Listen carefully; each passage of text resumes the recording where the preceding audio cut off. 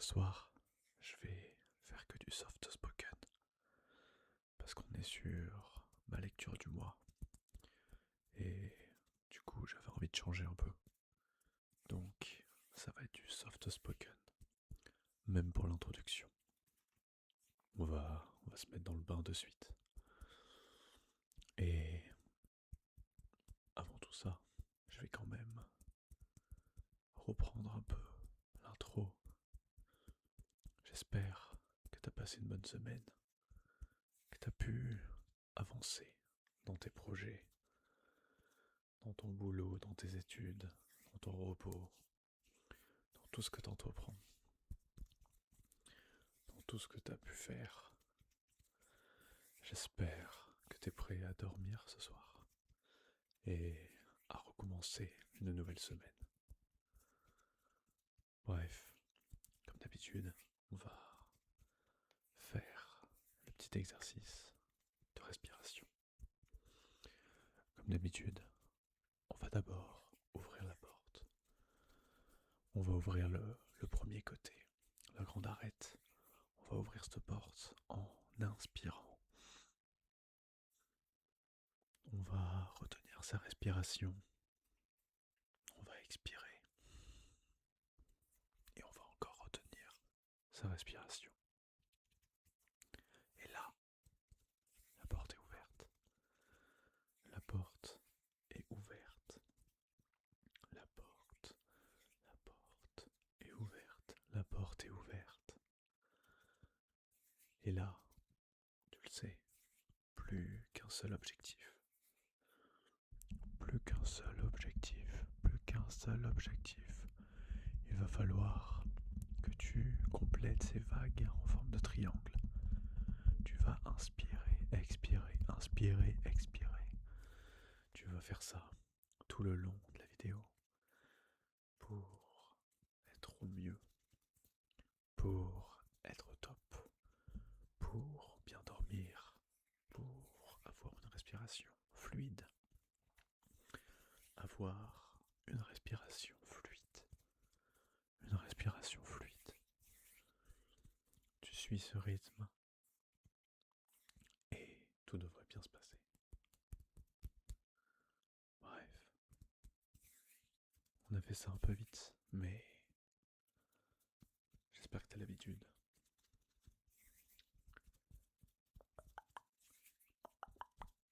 Ce soir, revue de ma lecture du mois de novembre. J'ai lu qu'un seul livre, qui est Pandémia, de Franck Tillier. J'ai lu exclusivement ça. Et du coup, au programme du soft spoken, je vais, dans un premier temps, vous expliquer vite fait, très vite fait, sans trop spoil, pourquoi je n'ai pas aimé le livre. Et puis après, je vous lirai plein de passages. Je vais vous lire la l'Odyssey carte pour commencer. Et puis on entrera dans le vif du sujet. Comme chaque matin, Amandine a quitté sa maison de verre pour les locaux de l'Institut Pasteur. Mais ce matin-là est particulier.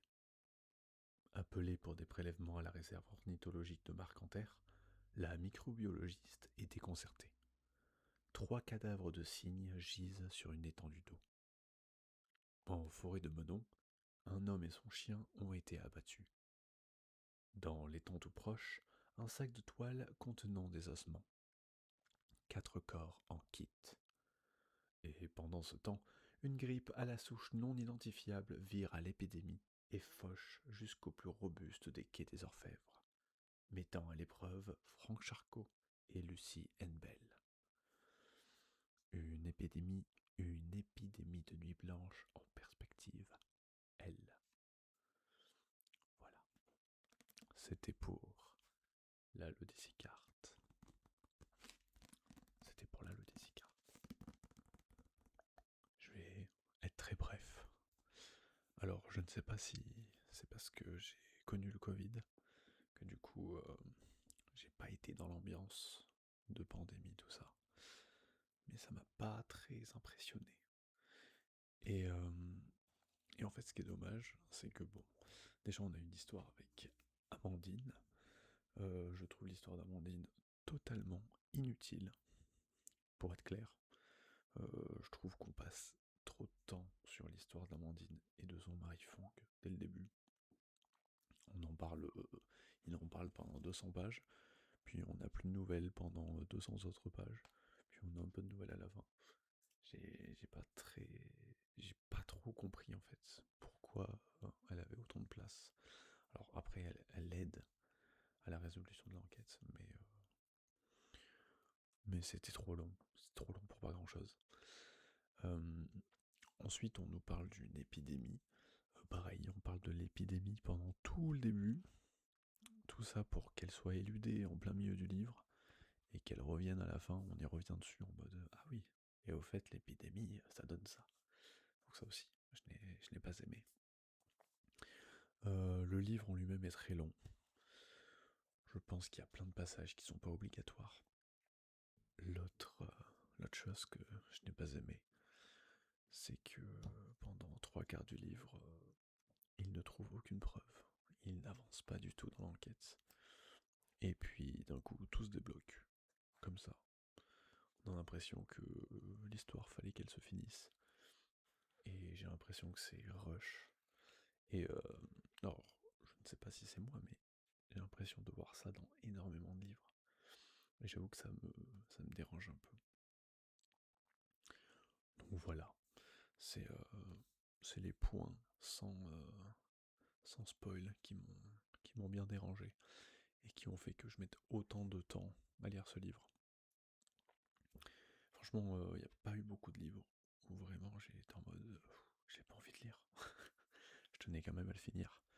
Parce que bon, c'est un peu dommage. Mais voilà, honnêtement, je le recommanderais pas.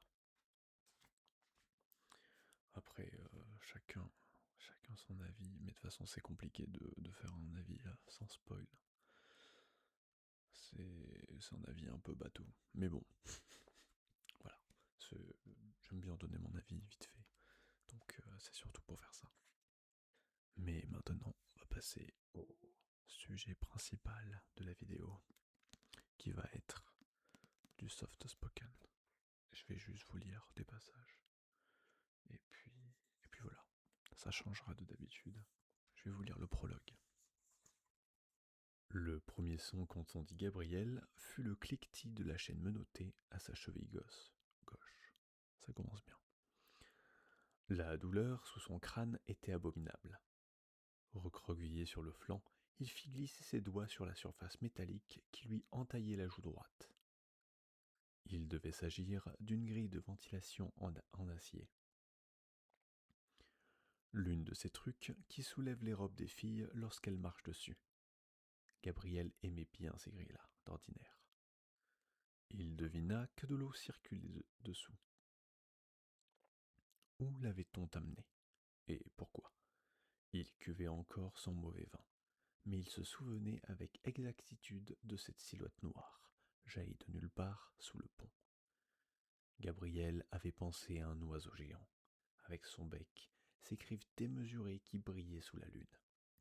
Avant qu'il sente une douleur dans sa nuque et ferme les yeux pour se réveiller ici, dans un lieu plus noir qu'une nuit sans étoiles. Il se redressa dans l'obscurité et une odeur très forte lui monta aux narines. De la menthe. Oui, ça sentait la menthe fraîche. Il se courba non sans difficulté vers sa cheville prisonnière et essaya de se libérer.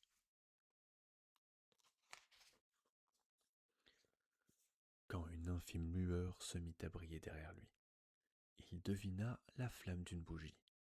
Un halo de lumière aussi timide qu'une bulle de savon qui lui donnait l'impression de voir son environnement à travers un filtre sale. Il ne distinguait que des parcelles de réalité. Un morceau de plafond, un quadrillage de grilles, au bout du mur, un bout de mur.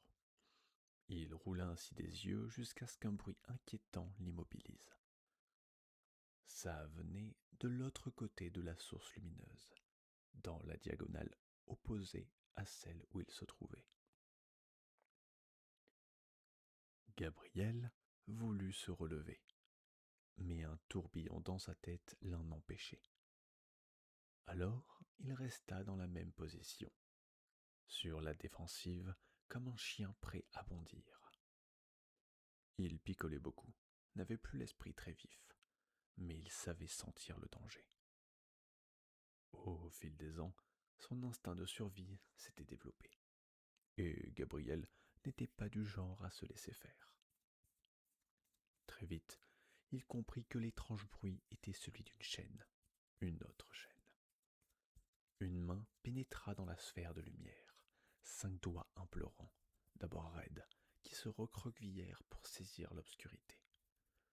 Gabriel ne voyait que cette main qui cherchait à atteindre la bougie, et il comprit qu'elle n'y arriverait pas.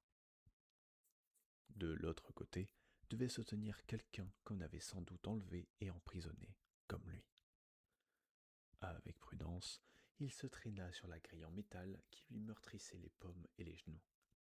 Il fut stoppé net par sa propre chaîne, tendue au maximum.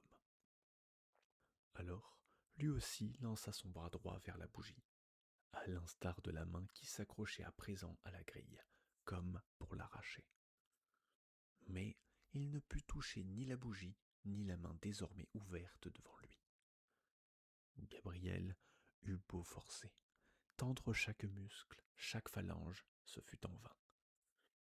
Il n'eut pas le temps d'ouvrir la bouche, une troisième main, plus petite et plus abîmée, surgit sur sa gauche à 1 mètre environ. Puis une autre, grande et maigre celle-là, est venue du dernier angle de la pièce. Dans le prolongement des bras tendus les uns vers les autres, apparurent, entre ombre et lumière, des visages.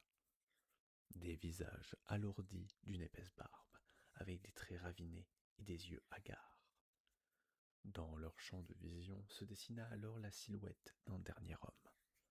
Un individu debout qui ne portait pas de chaîne, tout de noir vêtu, jusqu'au feutre posé sur son crâne.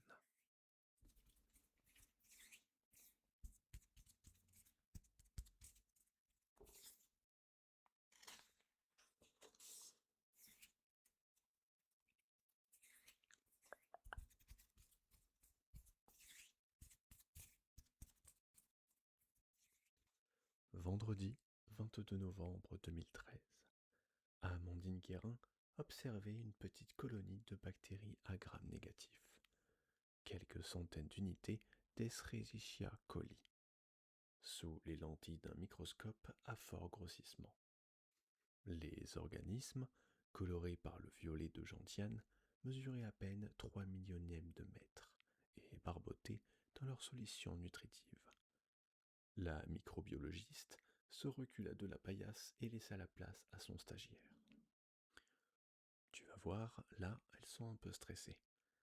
Elle devina que, derrière son masque respiratoire, Léo n'en menait pas large. Il approcha ses yeux bleus des oculaires. Dans cet environnement sécurisé, on manipulait des salmonelles, des staphylocoques, des listeria, que l'on sortait de congélateurs à moins 80 degrés Celsius, situés dans un coin du laboratoire. Des bactéries rarement mortelles, mais à utiliser avec la plus grande précaution. C'est plutôt moi qui suis stressé. Au pire, elles te colleront une diarrhée de 3 ou 4 jours. Dis-moi, quelles sont les causes de stress des bactéries?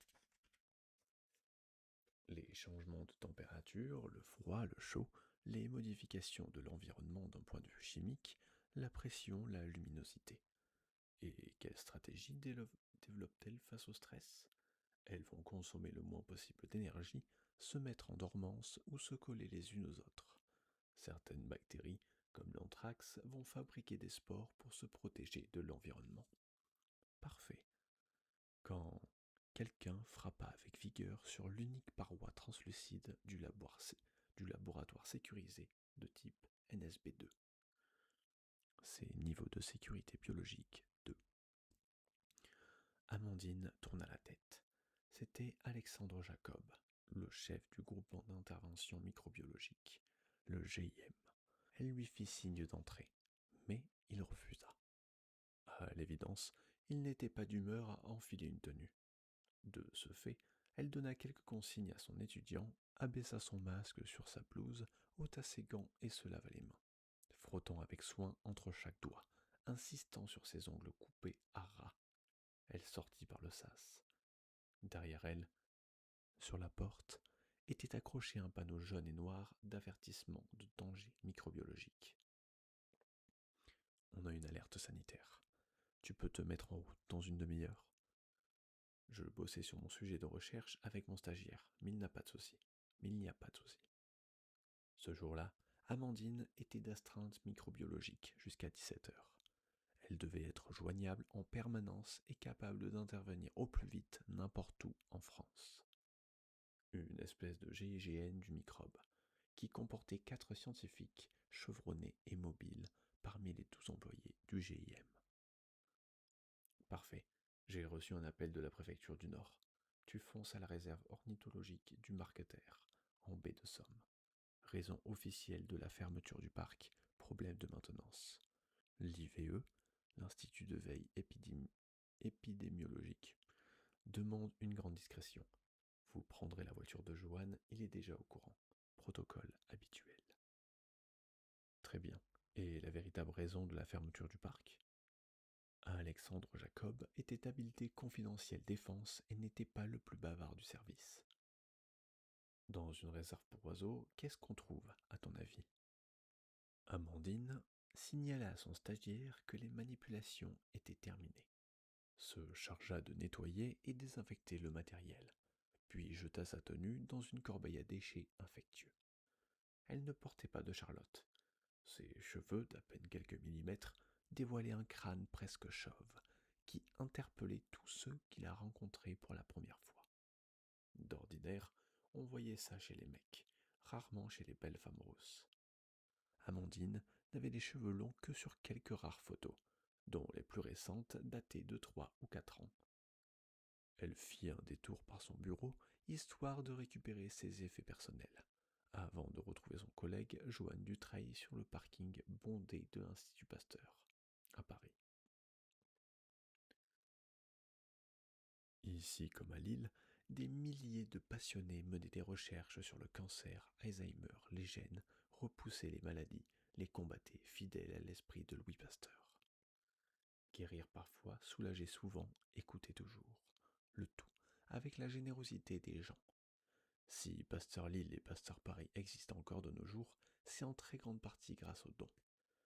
Les deux microbiologistes franchirent la barrière de sécurité et se retrouvèrent en plein 15e arrondissement, pas loin de la gare Montparnasse et de sa tour gigantesque.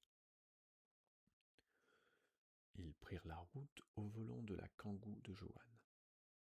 Dans le coffre se trouvait déjà tout le matériel nécessaire à leur intervention, impeccablement ordonné de part et d'autre, avec une rangée centrale avec les valises et les jerrycans.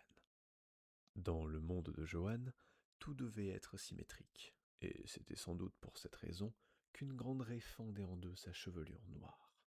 Amandine boucla sa ceinture. T'en sais peut-être plus que moi sur cette affaire de Marcanterre. J'ai l'impression que Jacob ne m'aime pas beaucoup. Mais s'il t'aime bien, il faut lui laisser le temps de s'acclimater à la capitale. Il vient du sud, il a un peu mauvaise. Et puis Jacob a la pression. Jamais facile de débarquer et de succéder au départ en retraite de l'un de nos plus prestigieux chercheurs. Amandine regarda son collègue de travers. Ils avaient le même âge, 34 ans, bien que Johan fasse plus âgé avec sa raie très intello, sa petite moustache et ses sourcils qui se rejoignaient pour ne former qu'une barre d'un noir corbeau. Les curiosités de la nature ne se trouvaient pas que dans les boîtes de pétri. Alors, ce parc de Marcanterre. De Marcanterre, je me trompe depuis tout à l'heure. C'est l'un des guides naturalistes de la réserve qui a donné l'alerte ce matin, en tombant sur 3 cadavres de cygnes sauvages.